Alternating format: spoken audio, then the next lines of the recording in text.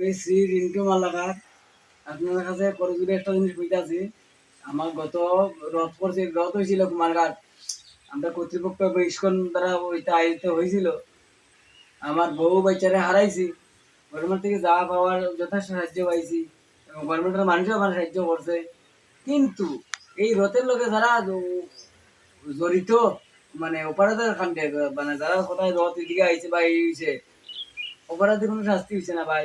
আমি ভারতবাসীর কাছে, আমি একজন যদি ইন্ডিয়ান হইয়া থাকি, ভারতবাসীর কাছে এটাই চাইতেছি আমি, যাতে যে অপরাধী তার যাতে অল্প হইলে শাস্তি হয়। আমার আমার নাম শান্তা দাস। তো গত বছর উল্টারতে আমার স্বামী এবং ছেলে তিনি রাজারা লাইব্রেরিতে আমি আজকে অব্দি মানসিক ক্রিয়া একদম ভালো না, এবং সরকারের তরফ থেকে যা তারা সাহায্য করার করছে যেগুলা কথা বলছি, কিন্তু একটা কথাই মানে সরকারে কইছিল যে তারা পরবর্তী সময় একটা কর্মসংস্থানের ব্যবস্থা কইরা দিব। তো ওই বিষয়টা তারা যদি একটু নজর দিয়া দেখতো যে আমার তো ছেলেও নাই, আমিও নাই, যে আমি পরবর্তী জীবনটা কীভাবে খাটাইব, তারা যদি ওই বিষয়টা একটু নজর দিত তাহলে আমি তার কাছে উপকৃত থাকলাম। আমি